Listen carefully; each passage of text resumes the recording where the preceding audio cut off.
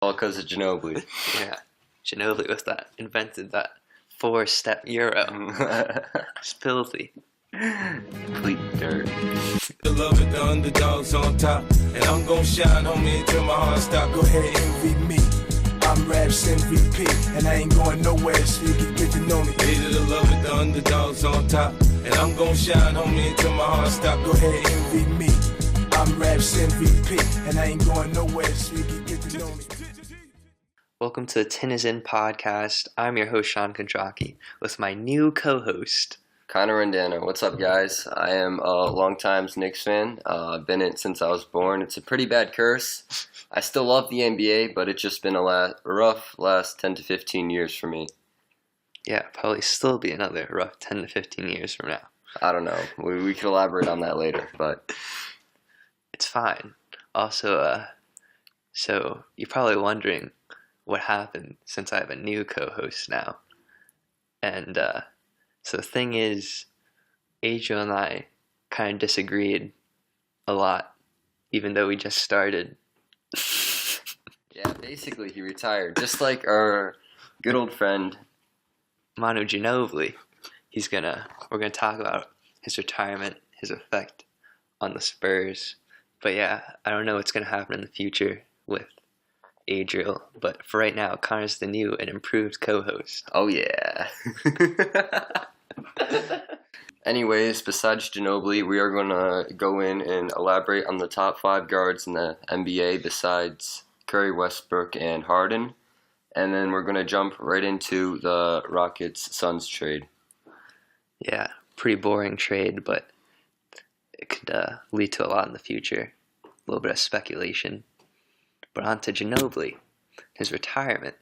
Yeah, his retirement overall is going to have a great impact on Big Pops over in San Antonio. Yeah, I don't know what's going to happen with Popovich now, because he's been coaching all these years, and the 3 guys he's come up with are now all gone. Yeah, he's had a very successful team in the past. Over the last 20 years, they've dominated the NBA, always had winning records, playoff team. But going forward, even though they've acquired DeRozan, it's going to be a lot more of a struggle for Big Pops. I mean, he still has a playoff team right now, and I don't know if DeJounte Murray, I don't know if he's going to want to coach that. Like, if he turned into a stud, I don't know if he's going to want to keep coaching. I don't know. How long do you think, like, Popovich is it going to be before he retires? Personally, I don't see him going much longer in the NBA. It's been a long, successful career for him, and everyone loves him. His city loves him. His team loves him. But going forward, it's going to be more of a struggle, something he may not have seen before in the past coaching. Yeah, also the thing is, he has a good team, but it's not like a team that you could see winning the championship anytime soon. Yeah, especially in the West. So I don't think it'll be much longer. It was funny because in the first episode, I said that once Manu was like done or whatever, or Parker was like done, then Popovich would just be like, nah, I'm out of here. So I guess, and now it's actually happened. So yeah, I guess that's in the near future. It's definitely a huge possibility that we believe could. That's gonna suck for the Spurs, because before they could just guarantee them making the playoffs just because their head coach, and then be like a really nice player away from winning a championship. And now, once he retires, it's going to be like just utter disappointment year after year. They're going to turn into the Knicks. No, chill. Yeah, the Knicks actually have the future. But anyways. Do you think Popovich could ever coach for another team? Or do you think it's just Spurs or nothing? Personally, I think it's Spurs or nothing. He just has to stay. Yeah, I think so too. I mean, I don't think he would trade teams that literally troll the entire city. I mean, the NBA is turning into a league of a lot of snakes and whatnot. Yeah, Kevin Durant. But nah, Greg, he's a good guy. Yeah, his halftime interviews will be missed once he hangs it up. Oh, his trolls. His very warm, kind, talkative heart will be missed and loved forever. Yeah, we just did a little rant about Pop when we should be talking about Manu. Man, yeah, everyone seems to forget that he was a key player. Everyone kind of forgets about him the last few years. The last 2 or 3 years, he's averaged 8, 9 points. Everyone's like, whatever, but that distracts everyone from the fact that at one point in his career, he was a solid 15 to 20 points per game, and he had a huge role on that team. He really did. He was always underrated. He was like the sixth man, but he was basically an all-star level player. Yeah. Just never really got the credit he deserved because he never put up flashy stats, but he's always like pretty consistent, and you could rely on him. Yeah, he was a good, solid, reliable player, not a top name player in the NBA at any point necessarily in his career, but he was always reliable and provided when needed. Where do you think he ranks all time? Because he's very undervalued, and he was a key part of a team that won 4 rings. That's pretty good, but he wasn't like a top 2 player on that team in any year. Yeah, he definitely was not a top 2 player on his team, but those 4 rings, those go a long way, and he didn't get them doing nothing. He didn't just sit there. He definitely contributed. Well, I think he's one of those players that could have gotten a lot more individual accomplishment, but he like kind of sacrificed a lot to win. To be on the better team. Yeah. Almost. But he didn't pull a KD and do that. He didn't do that for less money necessarily. He was a loyal player. And he retired as a Spur. Also an underrated passer. Some of his passes that he made. So funny, like over the head, like just like what is this guy doing? But no one else has that. But then all of a sudden, man, you see someone getting a layup, and you're like, what just happened? He just like magically throws the ball over his head. Yo, some Tom Brady full court stuff. Oh my gosh, he's dirty. If you look at his advanced stats, those are always something that were really good, but no one really noticed because he didn't average like 20 points a game. Like if you look at his like PER, PER was like comparable to Kobe or Chauncey Billups or even AI during like those early 2000 years. Yeah, no, I totally agree with you. Those advanced stats were way overlooked, and it shows his efficiency, his overall shooting percentage was just, they were good. They were above average, and when you look at him, you're like, he was maybe an average player, but he really wasn't. He was very efficient and provided to his team. Yeah. The only thing is, I don't know if I can rank him as a top 5 shooting guard, though. He just didn't have the individual accomplishments. I don't know. I feel like rings are great, but 4 of them. That's a lot of friggin' rings.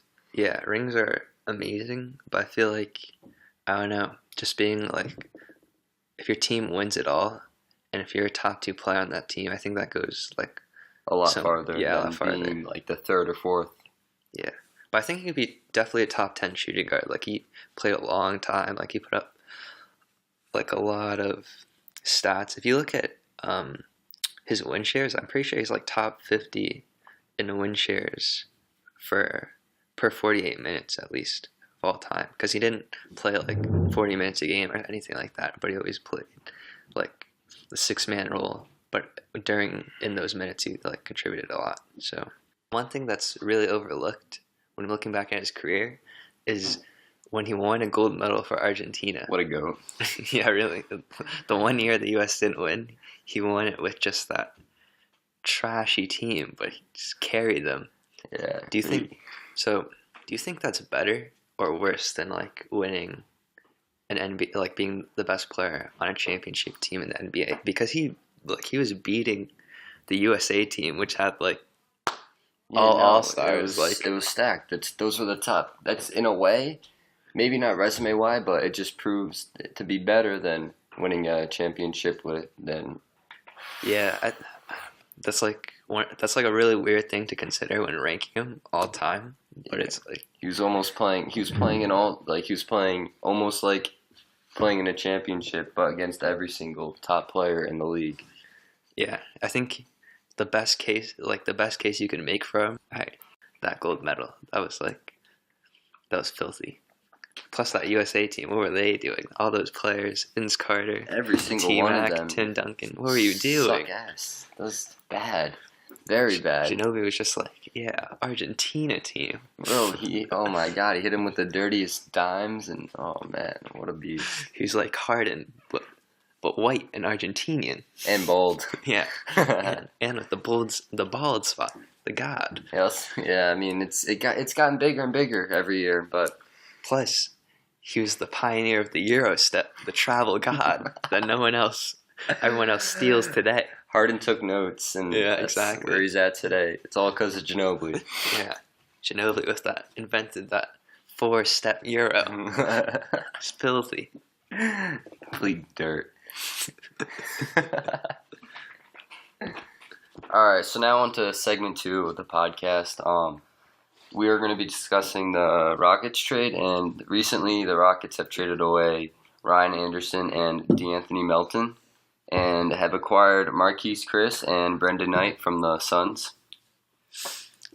Yeah, so we got rid of the Anderson contract, only to get Brandon Knight's contract, which I guess is a little bit better, but considering we were supposed to get Kent Bazemore or someone, it was a little disappointing at first. Didn't really know what was going on, which is probably what a lot of people think.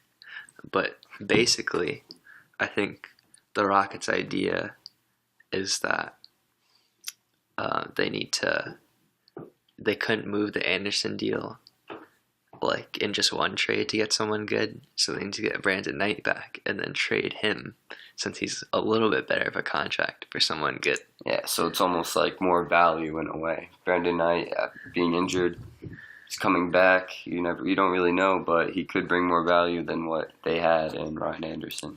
Plus, if he plays any games in a Rockets uniform, then it will boost up his stats. Yeah, the Suns suck ass, but... Exactly. Mike D'Antoni's fucking all offense system. Maybe he'll be better. For Devin Booker. But anyways, DeAnthony Melton. So he was drafted in the second round, so no one's really sure of what he brings necessarily. He's young, he's talented, so that definitely brought value to the trade. They did give that up, but then again, Brendan Knight has proved to be a fairly consistent player in the NBA. Yeah. It just kind of sucks that we had to trade D'Anthony Melton because, it was filthy in the Summer League. But now he's just gone. Going to be shitting on the Suns. It ruins a career. It's like the Browns of the NBA. But anyways. Marquise Chris, how do you feel about him? He's pretty trash. He's pretty trash, but... he's only been in the league 2 years, so he could be less trash as time goes on. And he was playing on the Suns, and his one quality is defense. And the Suns, they don't play any of that. No defense at all. Forget that. The Rockets could use some actually. So actually, low-key, Marquise Chris might be decent. I don't know if he's gonna get a lot of minutes. I don't even know if Brandon Knight's gonna get a lot of minutes, but Marquise Chris could just be like someone that catches lobs and then plays defense. Maybe like the third center. The third center along with Brendan Knight being the fourth guard. Yeah, or he could play like when Nene is sitting out because he's old. Be the backup. He'll get some minutes. Improvement, yeah. And then everyone will think he's a GOAT because Chris Paul will pass him the ball. Yeah, for real, everyone will be guarding Chris Paul, not worried about Brendan Knight. But those are the pluses for the Rockets. That does honestly give them an advantage if you look at it closely. That benefits them between Brendan Knight as a player and, more importantly, his trade value. Yeah, I think the Rockets won the trade, but overall, I agree.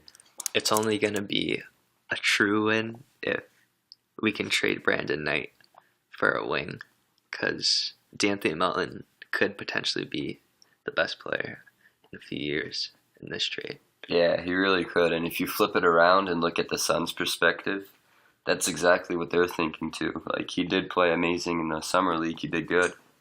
And he has many more years. He's a rookie. So. Yeah, and also Ryan Anderson sucks for the Rockets because he can't play against the Warriors. But he's going to be filthy for the Suns because the Suns don't have to play any defense and they don't have to try to beat the Warriors. So he's going to fit in perfect. Just shoot threes and sit there on offense. Yeah, honestly, that's all he needs to do. I mean, he never scored too many points, but that's because he was played tough opponents, and you already know who was scoring most of the points for the Rockets. He was not really needed to be relied on. Exactly. It would be perfect for the Suns. Just literally spot up and do nothing else. Just literally spot up. And watch Devin Booker lose games. Exactly. Devin Booker just got hurt too. He's had hand surgery. I feel bad for that man. But well, that man's an idiot. He should not sign. He signed like a max contract with the Suns. They got all that cash, but then it's like you're stuck with the Suns now.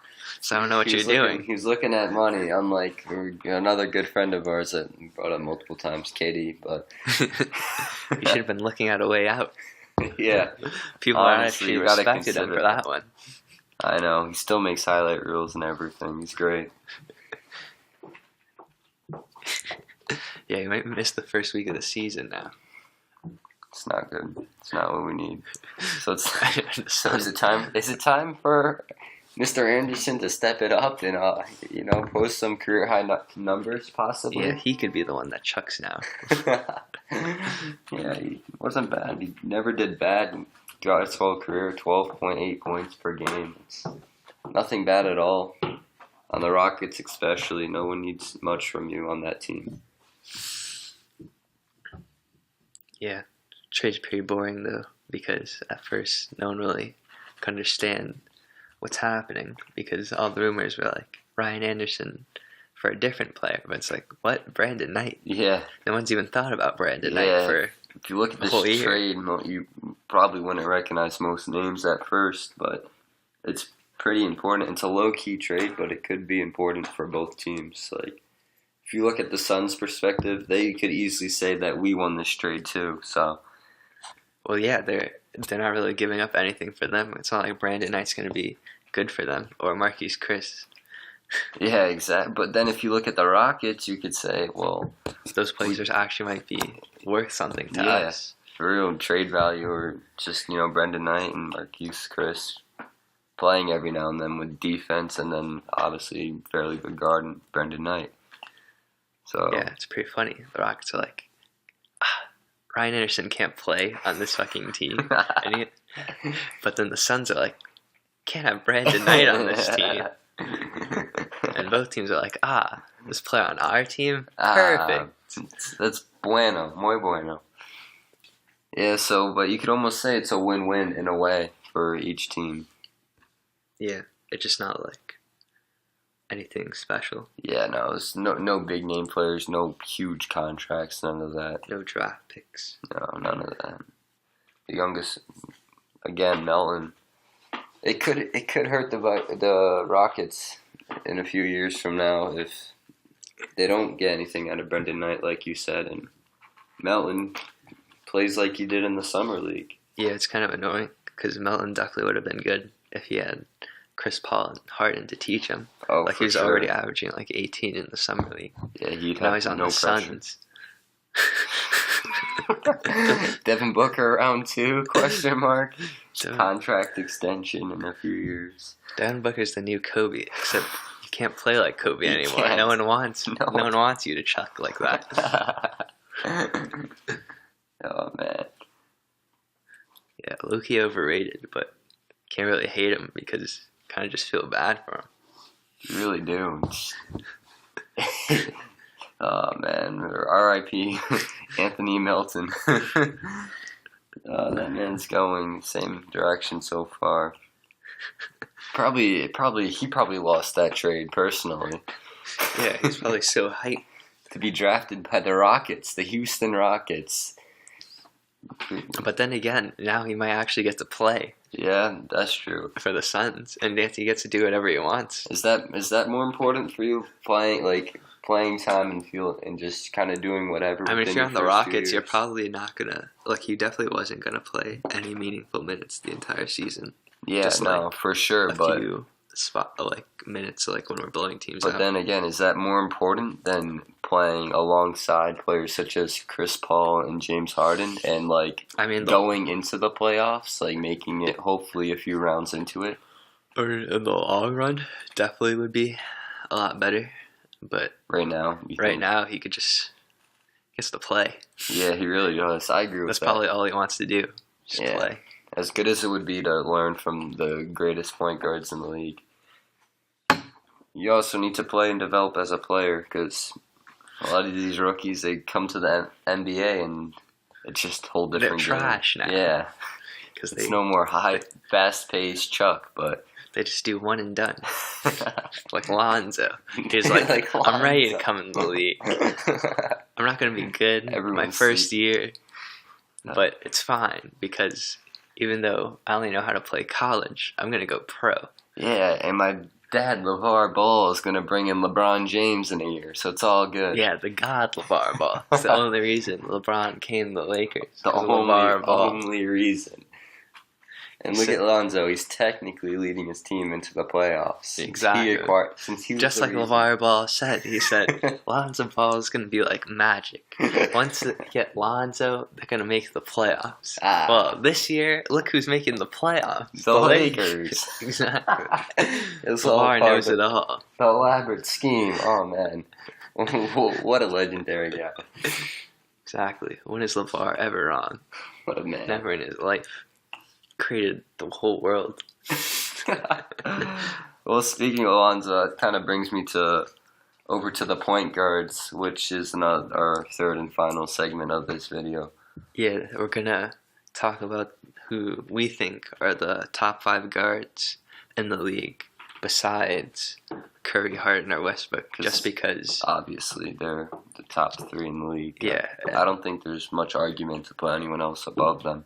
Yeah, and those players are always going to be, because they're the best, so they're always going to be debated in a lot of episodes. But for the people that are a little bit below them, it's just nice to think about those players. Yeah. So Sean and I, we each made our list of, or who we think are the top 5, and I don't know, who do you have top 5 besides those 3, Russ, Harden, and Curry? I got Chris Paul at number 1, All right. Kyrie at 2, Lillard at 3, DeRozan at 4, and Wall 5th. You know, honestly, I have that very similar order, except I have Kyrie at number 1. He just averaged more points per game. I mean, the turnovers, all that, very similar. He actually had a slightly higher shooting percentage last season than Chris Paul as well. And he was able to bring his team, fairly far into the playoffs. But you could say... Yeah, Kyrie's pretty nasty. He was an MVP candidate until he got hurt. But I also feel like for right now, I'll pick Chris Paul. But, after 1 or 2 years, definitely Kyrie. Because I feel like Chris Paul's still a little bit better. Just from what he did in the playoffs. Yeah, that's true. He was amazing in the playoffs. That was crazy. We really should have beat the Warriors. Yeah, he got injured. Yeah, exactly. And that's, you can make the same argument. Kyrie didn't play the playoffs, and he could have easily beaten the Cavs, to be honest, if he was there in uniform. And we would have been looking at a whole different NBA championship last year. Everyone always says Chris Paul, sucks in the playoffs because his team loses, but he never had a good team. But in the year he does have a good team, he outplayed Curry.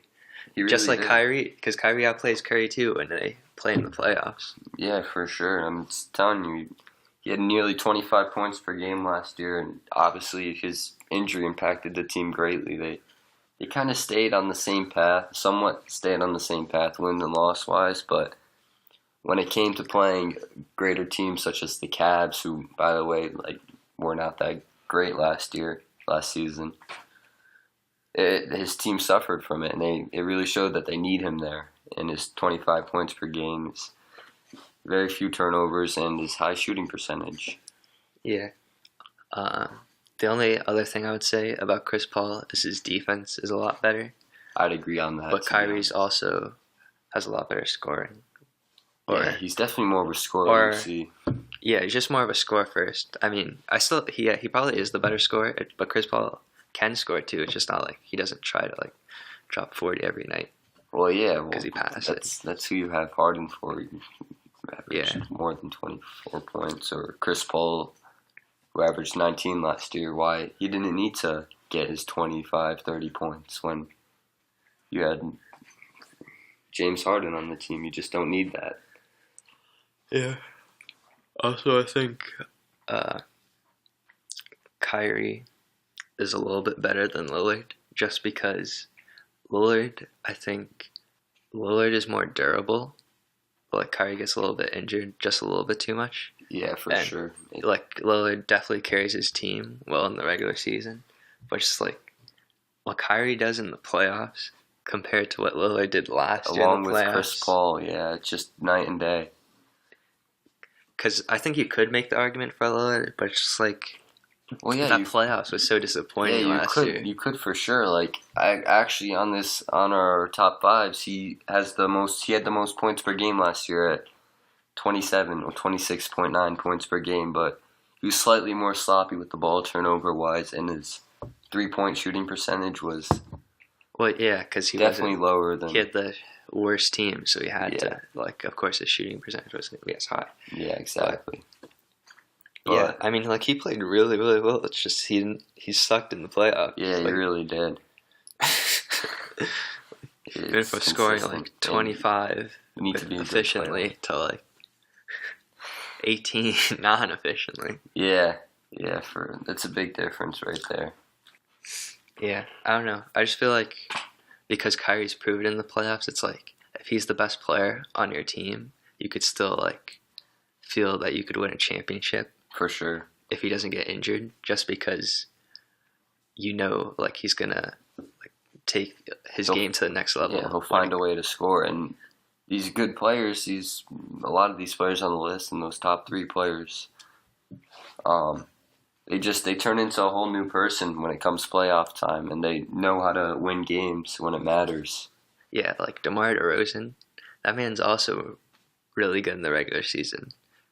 Not like Lillard, Kyrie, or Chris Paul good, but like scores like 20 points a game, like a little less efficient, but I mean he's more of a mid-range shooter anyway. So, but when it comes to the playoffs, like every time they face the Cavs, he would suck, and then they would lose, and he couldn't beat LeBron, even when he had the better team. Pattern. Like every time. Yeah, no, for sure. Win. That's exactly why I put him right below Lillard at number 4 on my list, at least. And yeah, you said he's more of a mid-range shooter, but his 3-point percentage was awful compared to that. It was .310. Yeah, he would have been great if he played. That's just not good. 20 years ago, he would have been amazing. Yeah, for real. His efficiency too, like pretty efficient as a player. Yeah, but nowadays, if you're not like extremely efficient, no one wants you as their top player. Wants you. You'll still see his stat line. You'll still see people put up 25 points, but if they're not efficient, you don't want that on your team. And then John Wall, I have him at 5th. I thought 2 seasons ago, I really, really liked him. I love John Wall. Yeah, I still like that him. season was amazing. But then this season was just so terrible. It just ruined all the progress he made from that season. Just ruined it for last season. Fairly good, but his expectations, yeah. Because 2 years ago when they lost to the Celtics in the playoffs, I thought it was like really clear that he was the best player in that series. Like I thought he might have been the 3rd or 2nd best player in the East during that time. But then last year he didn't play defense, couldn't shoot, didn't try, just yelled at his teammates for not covering for him on defense. I'll let this guy pass, but you gotta get him. But I still have him above someone like Kyle Lowry or one of those players. Yeah, honestly, yeah. He didn't quite touch 20 points per game last season. Still a good player, 19. And at number 5 on our list, like his turnover, a lot more sloppier with the ball. He had 3.9 turnovers But he gets a lot of assists per so it's game. Yeah, he really does. So- And his efficiency was fairly good. I think one person that's missing from our list that a lot of people would be wondering is Klay Thompson. Klay Thompson. I could talk a lot about Klay Thompson. He's on a stacked team, so you don't really think of him as much when it comes to these top 5 guards, but it's hard not to mention his name. He's probably the best 3-point shooter on this list, and he just gets the job done. If you pass him the ball, he'll score, and he's just been surrounded by Curry and now KD, Draymond, Boogie. He's not going to have as much opportunity to score all these points and whatnot, but he's very efficient and scores when he needs to. Yeah, the thing about Klay Thompson is I just can't put him above someone like DeMar or John Wall, just because on the Warriors he probably looks like the better player.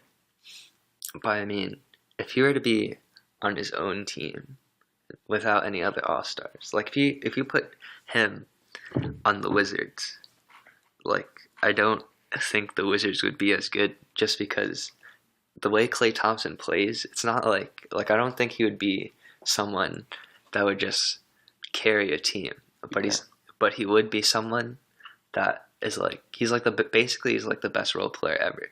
He's an all-star level player, but his play style is that of a role player. All right, yeah, no, he definitely would not be able to lead a team. Yeah, I feel like his stats would increase. He'll get more points. Yeah, per he'd get game more and points. He'd score a lot of points. I just don't think his team would win all that much. And also, if you're having to score, have to carry your team that much, your defense is gonna get a little bit worse. Yeah. Yeah, I don't know. Because for me, leading a team and showing that you could do that is more important than those. Yeah, definitely one of the most, if not the most important thing. All right. Just for me personally. Yeah, no, I agree with you. But if you have a player that could definitely put up those points and whatnot and stay efficient, you just need one other player to maybe not necessarily lead, but help you out. Then and if that team's able to make it far, then I think that's a great player right there. Yeah. Sometimes they just need a little extra help, but Klay definitely has that in the Warriors currently. So there's also Jimmy Butler, but we both don't consider him a guard. Yeah, it's not a true guard. Yeah, he could be the top scorer of a team and all that, but so could Kevin Durant or Paul George. So even though it says he plays shooting guard, it's he doesn't play that true position. I don't really think. He's really more of a small forward, or he's just a wing type player. He's not anywhere near a point guard type player. He's more of a small forward than a point guard. Yeah, he's a bigger, he's a small forward. He's a bigger point guard. I don't really consider him much of a point guard though. And then on top of that, all these players that we named, Kyrie, Chris Paul, Lillard, DeRozan, John, they're all athletic. They're all really athletic players. John Wall is extremely fat. They're just raw. They're good players. They've been working on their game, and someone like that, and then you look at Klay, who may not be as athletic. It just, you see why these guys have made our list of top 5. I think we covered a decent amount in a shorter episode. Any last thoughts? Nah, I don't really have any last thoughts. We basically covered every topic. The Ginobli, that's sad, brings tears to my eyes. I cry every night. The Rockets trade. I'd like to say the Rockets won, but each team, it's a win in their eyes. So it's honestly pretty good trade. Nothing high caliber, but a good trade. And then my point guards, I have Kyrie sitting at the top. He's just one of the dirtier players. He's fun to watch, and his points, he's a playoff player. His skill level is just on another level. Yeah, it really is. What do you think about being the new co-host? Being the new co-host, it's pretty lit. I love it. I forget what happened to your old co-host. I forget his name, to be honest. I don't know. I really don't. But anyways, that's gonna wrap it up for this video. Yeah, if you liked it and made it this far, or are just listening to the end, I don't know why, but if you You made it to this part. You're even a if you goat. I enjoyed love it you. the slightest of it, or listen to the first 5 minutes, you should maybe think about subscribing or Well, hey, you should- liking. If you've made it this far, you should subscribe. You have to subscribe. I'm telling you that Yeah, right maybe now. you should like the video, share it. Show your love to your new co-host. Yeah, and then yeah, and then And then also follow our Instagram, Yep, exactly. Tinizen Podcast, for NBA content Yep. on the regular. And Turn on that post notification and yeah, watch or listen to our video next week. Thanks for yeah, and watching. listen on, if you don't want to listen on YouTube, just listen on Spotify or all the other links we have It's below. like 500. Yeah,